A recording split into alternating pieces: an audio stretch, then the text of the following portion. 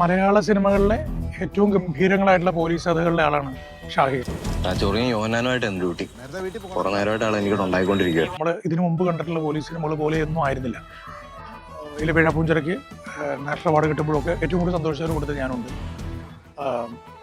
ഷാഹിയുടെ വളരെ ഡിഫറൻ്റ് ആയിട്ടുള്ള പോലീസ് എന്നുള്ളതിനൊക്കെ കൂടുതൽ മനുഷ്യർ എന്ന നിലയ്ക്ക് ആണ് ഈ സിനിമയുടെ ഒരു തിരക്കഥയെ സമീപിച്ചിട്ടുള്ളതാണ് എന്നോട് പറഞ്ഞത്. സാർ ഞങ്ങളുടെ ബോർഡർ വെയിറ്റ് ചെയ്യുന്നുണ്ട്. ഓവർ.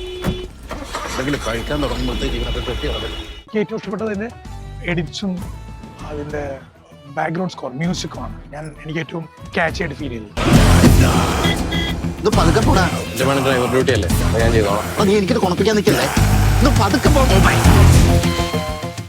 ഞാൻ വളരെ എക്സൈറ്റഡ് ആണ്. വളരെ ഡിഫറൻ്റ് ആയിട്ടുണ്ട്.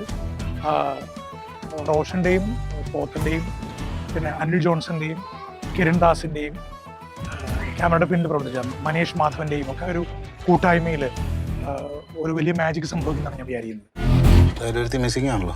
നീ ഒന്ന് അതേറി നോക്കി അവളെങ്ങനെ കെട്ടി തൂങ്ങിയിട്ടുണ്ടോ.